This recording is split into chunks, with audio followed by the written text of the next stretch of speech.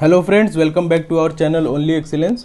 So we are back again with the Hindu 10 words for 9 September 2020. First word that we are going to discuss today is huddle. ठीक है.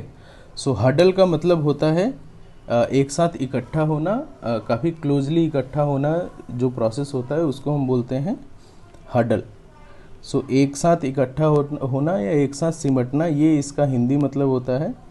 Similar मतलब अगर English में बोलें तो similar मतलब English में इसका होता है सिमिलर वर्ड्स. एक तो होता है क्राउड, दूसरा है गैदर, फ्लॉक. ये इसके सिमिलर वर्ड होते हैं आपके इंग्लिश में. Opposite word of huddle is disperse.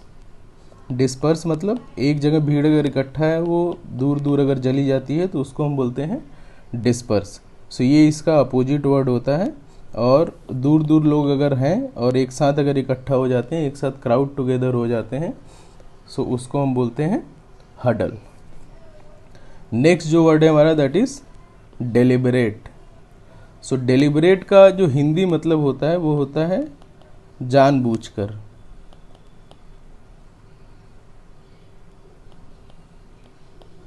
जानबूझकर या किसी चीज़ को काफ़ी इंटेंशनली सोच कर अगर किया जाता है तो उसको हम बोलते हैं deliberate. So anything done intentionally और very carefully, that is known as deliberate. Opposite similar word इसके इंग्लिश में हो जाते हैं आपके. एक होता है इंटेंशनल,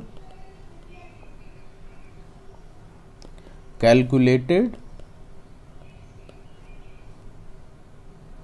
और मेजर्ड. ये इसके सिमिलर वर्ड हो जाते हैं डेलिबरेट के. Opposite word of deliberate is accidental और अनइंटेंशनल. एक्सीडेंटल और अनइंटेंशनल ये इसके अपोजिट वर्ड हो जाते हैं आपके डेलिबरेट के. नेक्स्ट जो वर्ड है हमारा दैट इज फैसेड. फैसेड का मतलब होता है, हिंदी जो इसका मतलब होता है वो होता है मुखौटा या मोहरा. ओके. सो फैसेड का द प्रिंसिपल, जो बिल्डिंग का जो जैसे कोई बिल्डिंग होती है उसमें जो आर्टिफिशियल स्ट्रक्चर लगा के जो बिल्डिंग को और उसका फेसअप करते हैं, उसको और अच्छा बनाते हैं. बाहर से जो एल्युमिनियम वगैरह की जो सीट लगा के करते हैं, एक तो वो उसका मतलब होता है फैसेड का. दूसरा मतलब होता है कि डिसेप्टिव आउटवर्ड अपीयरेंस. मतलब अंदर जो है और बाहर जो दिख रहा है उसमें जो डिफरेंस होता है, उस सेंस में ये मुखौटा वाला जो वर्ड यूज किया गया है इधर. सो बाहर का जो अपीयरेंस है वो अंदर के अपीयरेंस से अगर अलग होता है सो उसको हम बोलते हैं फैसेट. जो बाहर लगा के जिस अपीयरेंस को अगर और अच्छा किया जाता है, एक मुखौटा लगा के उसको और अच्छा बनाया जाता है, तो उसको हम बोलते हैं फैसेड. सिमिलर वर्ड फैसेड के हो जाते हैं आपके इंग्लिश में. एक तो होता है शो, दूसरा है फ्रंट, तीसरा होता है अपीयरेंस. ये फैसेट के सिमिलर वर्ड हो जाते हैं आपके इंग्लिश में. ठीक है. नेक्स्ट जो वर्ड है हमारा that is aggrandise.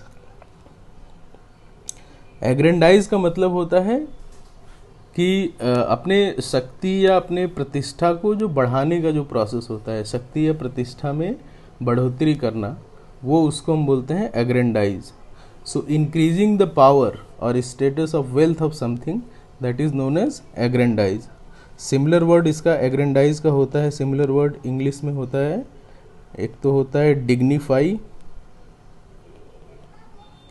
Elevate, glorify and magnify. ये इसके सिमिलर वर्ड हो जाते हैं आपके एग्रेंडाइज के इंग्लिश में. ठीक है. अपोजिट वर्ड अगर बोलें एग्रेंडाइज का, सो अपोजिट वर्ड हो जाता है, एक तो होता है डिग्रेड, दूसरा होता है एबेस, ABASE, और डिमीन. ये इसके अपोजिट वर्ड हो जाते हैं आपके एग्रेंडाइज के इंग्लिश में. ओके. नेक्स्ट जो वर्ड है हमारा that is attenuation. So attenuation का मतलब होता है रिडक्शन ऑफ फोर्स और इफेक्ट और वैल्यू ऑफ समथिंग. किसी का किसी चीज़ का अगर फोर्स या उसका इफेक्ट या वैल्यू जो कम होता है, जो उसके वैल्यू का जो एम्पलीट्यूड होता है, अगर वो कम होता है तो उसको हम बोलते हैं एटेन्युएशन। सिमिलर वर्ड अगर इंग्लिश में बोलें एटेन्युएशन का तो हो जाता है, एक तो होता है डिप्लेशन,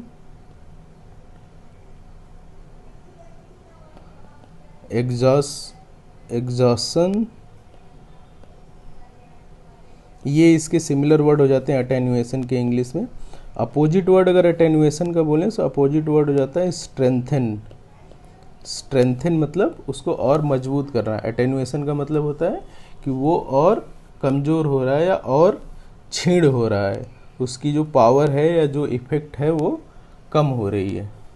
ठीक है, नेक्स्ट जो वर्ड है हमारा that is rail road. Rail road, एक तो जो आपका रेल का नेटवर्क होता है उसको रेल रोड बोलते हैं। यहाँ जिस रेफरेंस में यूज किया गया उस रेफरेंस में रेल रोड का मतलब होता है कि रश इनटू डूइंग समथिंग। किसी चीज़ को बहुत ही फोर्स या बहुत ही रस या बहुत ही प्रेशर वाले उसमें अगर कोई काम किया जाता है तो उसको हम बोलते हैं rail road. Okay, similar word इसके इंग्लिश में हो जाते हैं, एक तो होता है कोर्स, फोर्स, कंपेल और प्रेशर। ये इसके सिमिलर वर्ड हो जाते हैं आपके रेल रोड के इंग्लिश में। ओके, नेक्स्ट जो वर्ड है हमारा दैट इज अपफ्रंट। अपफ्रंट का मतलब होता है कि एक्शन और रिमार्क दैट कॉजेज आउटरेज और ऑफेंस। किसी चीज़ का या किसी का इंसल्ट करना या उसको तिरस्कार करना, उसके सामने ही उसके अगेंस्ट में बोलने का जो नाउन होता है, जो बोलना होता है, उसको हम बोलते हैं अपफ्रंट। ठीक है, सिमिलर वर्ड इसके इंग्लिश में हो जाते हैं आपके, एक तो होता है इंसल्ट, दूसरा है ऑफेंस, इनडिग्निफाई, स्लर और स्नब। ये इसके सिमिलर वर्ड हो जाते हैं आपके अपफ्रंट के इंग्लिश में। ठीक है, नेक्स्ट जो वर्ड है हमारा दैट इज अबेंडन। अबेंडन का मतलब होता है छोड़ देना या त्याग देना। किसी सीज टू सपोर्ट और लुक आफ्टर या give up something completely, that is known as abandon. मतलब किसी चीज़ को छोड़ देना, किसी चीज़ को पूरी तरीके से उसका त्याग कर देना, उसको हम बोलते हैं अबेंडन। सिमिलर वर्ड इंग्लिश में हो जाते हैं इसका, एक तो होता है डेजर्ट, लीव, रिनाउंस, रिलिंक्विश। ये इसके सिमिलर वर्ड हो जाते हैं आपके इंग्लिश में। अपोजिट वर्ड अगर बोलें अबेंडन का, अपोजिट वर्ड हो जाता है, एक तो होता है कीप, दूसरा होता है क्लेम एंड टेकअप और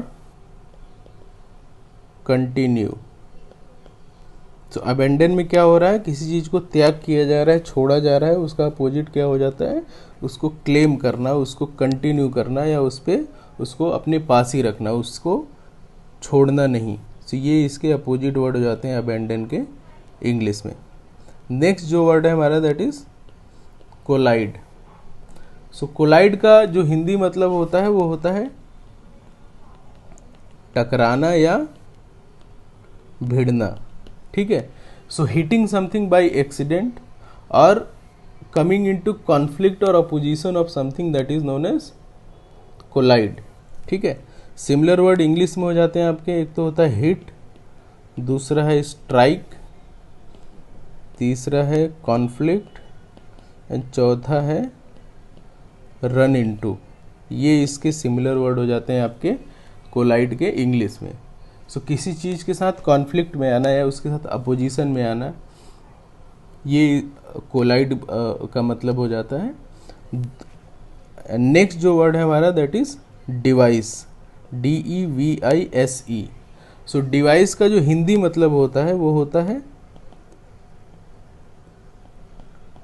प्रकल्पित, किसी चीज़ की प्रकल्पना करना, किसी चीज़ को प्लान करना या इन्वेंट करना या किसी प्लान को कंसीव करना, उसको हम बोलते हैं डिवाइस। ठीक है, DEVISE, ये SE याद रखिएगा, बिकॉज एक DEVICE भी होता है।